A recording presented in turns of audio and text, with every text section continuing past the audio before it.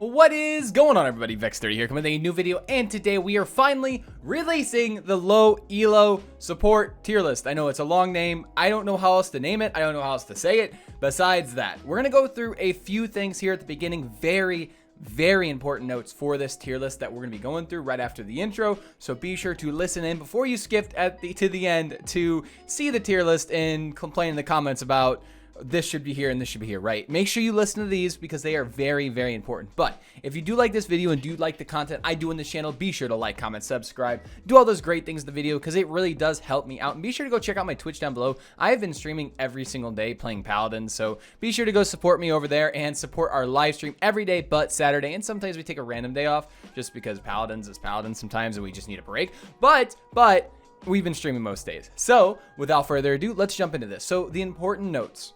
Number one, my philosophy behind low elo, low support tier lists and why I'm going to play some people how I do. And then a counter argument to that, which also makes me play some champions the way I do. And I'll explain it once I get to the champions. One, aiming versus positioning. When you are a new player and a not experienced player, aiming is easier than positioning. It is just a simple fact. Unless you are new to FPS games, your aim will be better than your positioning because positioning in games takes time, takes game awareness, takes game knowledge, takes champion knowledge, takes so many things to position well. But I was doing this yesterday on our stream, like I said, Twitch TV/Vex30, and I was doing it at the end for about an hour talking to chat because chat is my target audience, is my sample audience for this tier list because a lot of them are gold plat.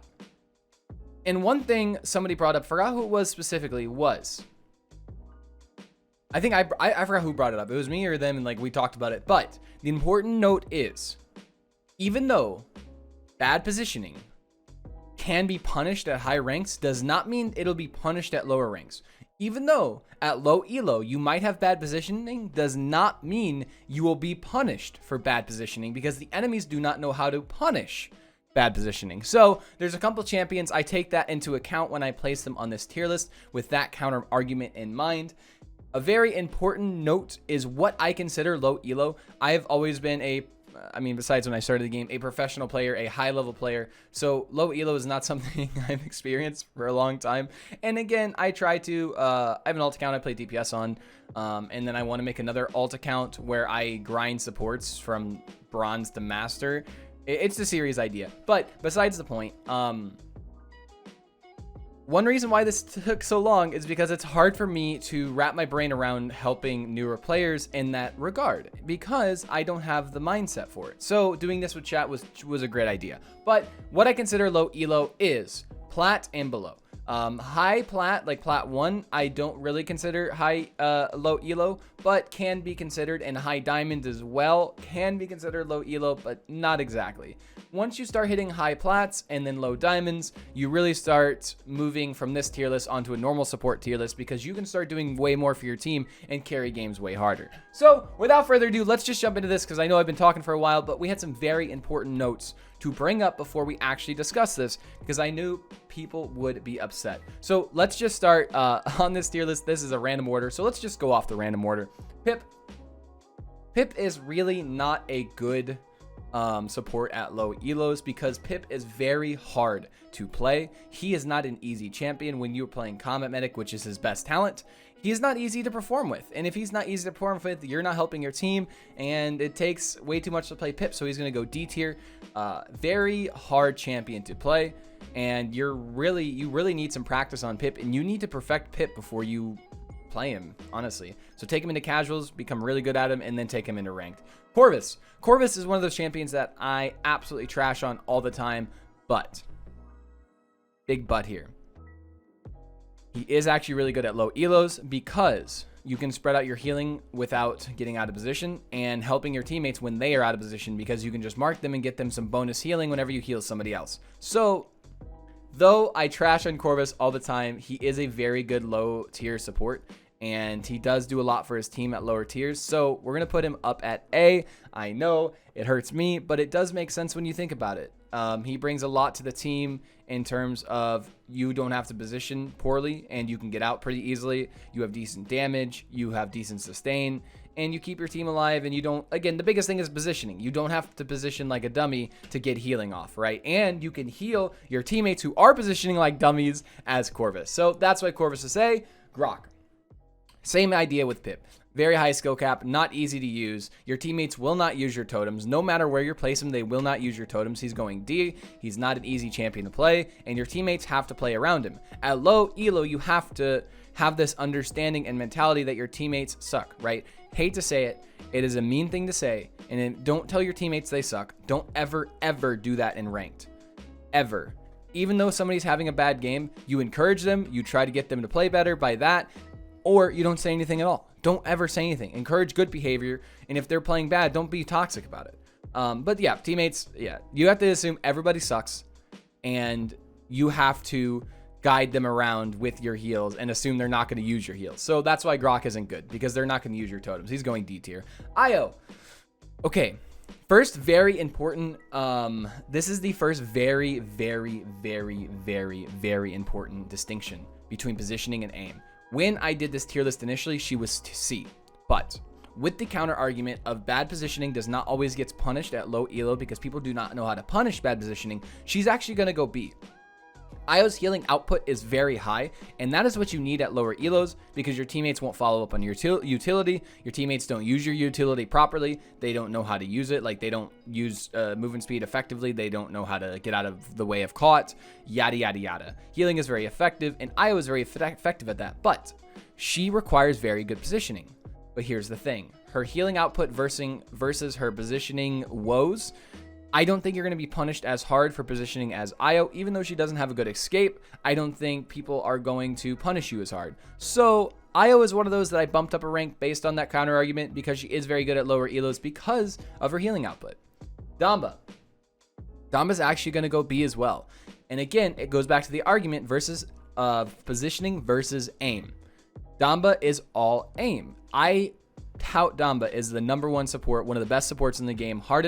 Not hardest, but hardest to master.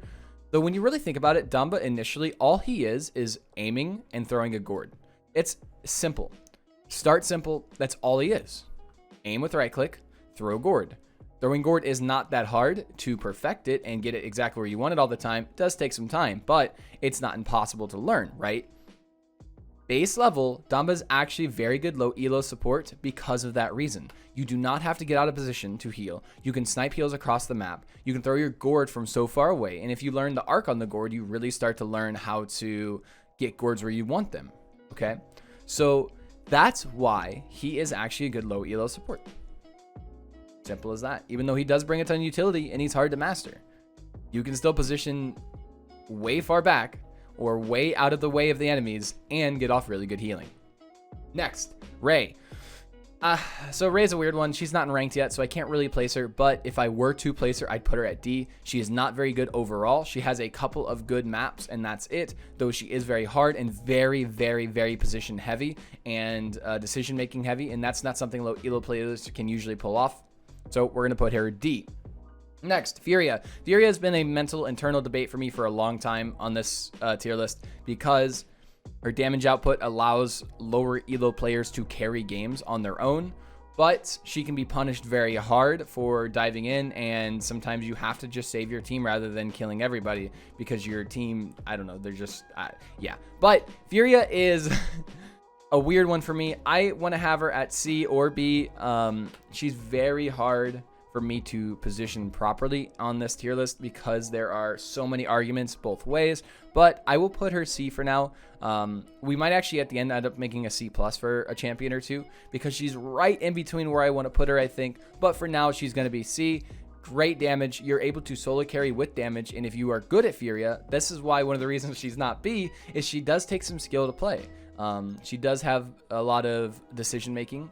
You have to decide when to go in, when to ult, when to dash in. Make sure you have your Wrath. Always put Wrath at full. She's not easy, and that's why she's C. Grover. Yet another example of positioning versus aim. Grover requires no aim to heal, but he requires an immense amount of positioning to play properly. So he's going C, even though at higher tiers, at normal ranked, not normal ranked games, sorry. Normal ranked games are actually like gold and plat. So I am speaking from my own experience when I say stuff like that. Grover, though, at lower elos just does not perform as well because you have to have very good positioning on him to get a maximum amount of effectiveness out of his kit, and you can be punished very hard for it. I think Grover more than Io can get punished super hard because he has to be even closer to his team, and a lot of players will want to chase heals with Grover with the Vine, and he will die. Very hard for me to put Io above Grover, but when I think about it, it's just much easier to play Io than it is Grover because the auto aim heal, because the positioning doesn't have to be too close to your teammates, doesn't have to be too inside the teammates. So Grover is going C. I hate to do it and it pains me, but he's going C. Next, Jenos. Jenos is also going C. I don't think he has the healing output to sustain at lower ranks, though he does have the same idea as Corvus, right? Safe positioning, high healing, or same safe positioning with a healing output that's decent. But his problem is his healing output is not good enough for these kind of players who take a ton of damage, right? Even though low elos, they don't like sitting out a caught, or they like to just stay in the fight constantly and expect you to pocket them while they have caught 3 on them. Jenos isn't going to help with that. And Corvus, on the other hand, can keep people alive even through caught 3 sometimes with the good right click. Same thing with like Io. Sometimes Damba, not as much Damba, but a future couple can definitely, let's just say.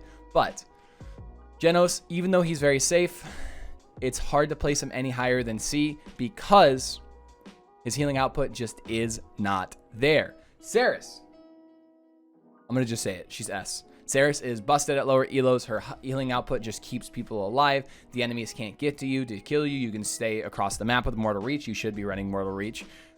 You can just sit there and just pocket people and just, you know what I'm saying? Like, you just fall asleep. Like, it's that easy. Seris as a whole is very easy to play, and that's important. In Paladins and any games, you need supports and you need champions that are easy to play and effective. So when players get into the game, they have somewhere to gravitate and feel like they're doing something. That is Seris. She is a bit boring in my opinion, but people find her fun. One tip I can give you for Seris to the low elo players is don't just right click. Always hold down your mouse 1. Always be holding this button down while you're healing because you just want to throw as many autos as you can and get as much damage as you can. That's how you become an effective Seris and start to improve yourself as a Seris player. Just a random tidbit tip. But Seris as a whole, very strong low elo support. She does a ton of healing and she can keep dummies alive when they position terribly and go after fights they shouldn't. Ying was tough for me because let's just place her first B. She was tough overall because she's just a solid support. She requires decent positioning. No, probably like she requires meh positioning because you don't have to position super well on her. You just have to put clones down and hit right clicks. Her issue is she doesn't have a reset guard on her right click. So if people don't know how to aim well, and if teammates are juking, which they usually do, you're going to miss a few right clicks and you're going to miss a lot of HPS with life exchange, which you should be running a life exchange because it's the highest healing output. But again, positioning versus aim, I think aim is less important. You already have aim naturally, most players, because they probably, this isn't their first FPS game, or it's not their first PC game. Some players are, but we're talking about the majority here. So Ying is going to go B. Her healing output is very high. And yet again, you can keep dummies alive when they position very stupidly, because they do. They position so terribly. So now that I think about it, we are going to go ahead. I know we're like, I'm telling you right now, this is why this tier list was so hard, because I'm going to relook at this after this video and want to do it over and change things, because this is so hard to fully do compared to a normal one. I'm going to go ahead and put Furia and Jenos higher than Grover. We're going to call this C+, because I think Grover is just not that good at lower elos. He gets punished too hard, way too hard positioning, while Furia on the other hand doesn't need good positioning, does decent healing with Cherish. keeps your teammates alive through situations, and you have a chance to carry. Grover versus Jenos. Jenos can just position safer, stay alive, keep the healing output, do some poke damage, good ultimates, work on your ultimates. So we're going to put Furia and Jenos actually one step higher than Grover. I do not think Grover is a good low elo support because of those reasons I've already stated before. So we're going to make that single change to this tier list, and this is it. This is Vex30's low elo support tier list for the next couple patches, because I don't think anything changes next patch. Next patch, Seris is slightly nerfed. I don't think it'll change her. Corvus is buffed. If anything, it's going to help him with his damage output. We've been trying him PTS, and it's been pretty decent, right? So if anything, we'd put Corvus higher, but we definitely wouldn't. Grover's nerfed, but Rampant Blooming is still really good. So that, if anything, would put him up to C+, since he does bonus healing. But you can run Rampant Blooming right now and be fine. Nothing's going to change. So this will be for probably 4 to 6 months. You could refer to this tier list and know, hey, what support should I be playing at a low tier? So this is it. I finally got it out. I'm sorry it took so long. There's a lot of IRL stuff that came up, and then this just took a long time to do overall, because it's just not my forte to rank low elo things, because I'm not low elo and I don't have practice in it. But I do have an understanding of the game and the supports in the game and how things play. So this is it. I hope everybody enjoyed this video and enjoys this tier list. I also hope you enjoy your day, night, evening, morning, dawn, dusk, or whatever it is where you live. And I will see your beautiful face in the next one. Later.